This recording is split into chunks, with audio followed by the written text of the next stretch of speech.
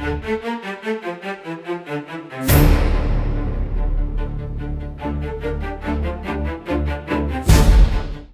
లాంటి నగరాల్లో మాత్రమే మురికివాడలు ఉంటాయంటే ఏదో అనుకుంటూ ఉంటాం. ఎందుకంటే మనలో చాలా మంది అక్కడ చూడరు. కానీ రాజమండ్రి మారంపూడి దగ్గర కోనేరుపేట కూడా అదే పరిస్థితిలా అనిపిస్తుంది. ఇక వివరాల్లోకి వెళితే ఈ కోనేరుపేటలో వర్షం వస్తే సుమారు 5 నుంచి 6 అడుగుల నీరు నిలబడిపోతుంది, ఇళ్లలోకి వచ్చేస్తుంది. ఇది ఎన్నో సంవత్సరాలుగా ఇబ్బంది పడుతున్నారు.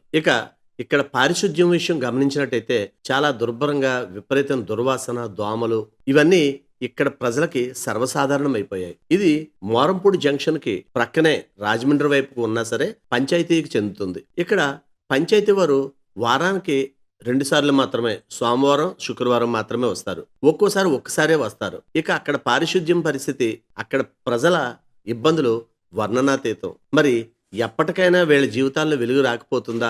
ఇక్కడ ఈ ముంపు బారి నుండి, ఈ కంపు బారి నుండి వీళ్ళని ఎవరైనా రక్షించకపోతారా అని 1000 కళ్లతో ఈ ప్రాంత ప్రజలు ఎన్నో ఏళ్లుగా ఎదురు చూస్తూ ఉన్నారు. చూద్దాం ఏం జరగబోతుందో. వారి మాటల్లో కూడా వాళ్ళ ఇబ్బందుల గురించి వినండి.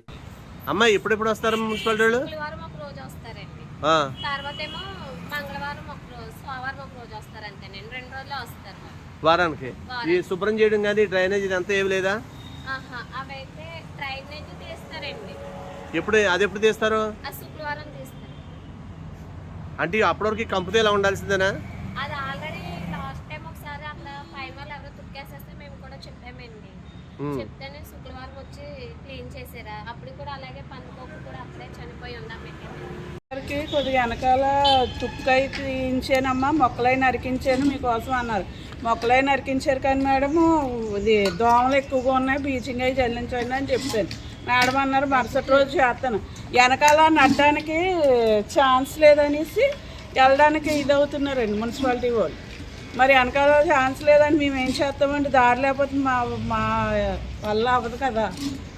బ్లీచింగ్ అవి చల్లమంటున్నాం. వెనకాల పెద్ద కాలం మురుగు మొత్తం ఈ విద్య ఆ విద్య అంతా వచ్చి అక్కడే ఎడుతుంది. అపార్ట్మెంట్లు ఏమో బాత్రూమ్ నీళ్ళు వదిలేస్తున్నారు, ఇటు నుంచి బాత్రూమ్ నీళ్ళు వదిలేస్తున్నారు, బేకరీ నీళ్ళు అన్నీ ఆగి. ఇగో మేము ఇక్కడ సాయంత్రం పిల్లలతో అందరితో ఇక్కడే ఉంటామండి. 1 నిమిషం కూర్చోలేము, నిలబడలేము. 10 నిమిషాలు వచ్చి సాయంత్రం 7 టైంకి ఇది ఇప్పుడు ఇలాగే 10 నిమిషాలు సాయంత్రం ఉంటున్నారు అనుకో, మీరు ఇలా నిలబడ్డానికి కూడా ఛాన్స్ అవ్వరు. దోమలే ఈగలు ముసినట్టు ముసిరేస్తారు. ఇప్పుడు అక్కడ పందికొక్కలు అవి చచ్చిపోయినా ఎక్కడ? బేకరీలోవా బయటవా? బేకరీలో మరి ఎక్కడ నాకు సరిగ్గా తెలియదండి. కానీ అక్కడ ఎప్పుడు చండాలంగానే ఉంటారు. వాసన ఇదిగోండి, ఇవిడే పొద్దున్నే వెళ్ళేటప్పుడు అక్కడ మోస్తా ఉంటాయి వడ్లండి, మరి మోస్తా ఉంటాం కదా, మోసినప్పుడు వాసన తట్టుకోలేక అయ్యి కొప్పుతూ ఉంటాను నేను. అవి చచ్చిపోయి అట్లు తెచ్చి అక్కడ ఆడేస్తారంటే, లేకపోతే లోపల తెచ్చి బయట ఆడేస్తారో తెలియదు. అక్కడైతే మరీ దరిద్రంగా ఉంటుంది పొద్దున్న లేగిస్తే. ఇదిగోండి ఆ చివరి నుంచి ఇక్కడ దాకా బాగానే ఉంటుంది, ఈ చివరికి వచ్చేసరికి చండాలంగా. మీరే ఇక్కడ 10 నిమిషాల నుంచి ఇప్పుడు బాత్రూమ్ లో నీళ్ళు అవి వదిలేస్తారమ్మా? ఇక్కడ హాస్టల్లో వాళ్ళు వదిలేస్తారండి. హాస్టల్ ఏముందమ్మా ఇక్కడ?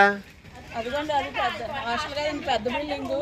నేను ఆయన చెప్పానండి, చెప్తే ఆయన అన్నారు మనం ఏం చేయలేం కదండి అని అన్నారు. ఓసారి 2 సార్లు చెప్పారు ఆయన కూడా. అది ఆటోమేటిక్గా పెట్టేశారండి. కరెక్ట్గా పొద్దున్న అయ్యేసరికి సాయంత్రం అయ్యేసరికి ఆటోమేటిక్గా వచ్చేస్తాయి, వాటర్ ఫుల్గా వచ్చేస్తాయి.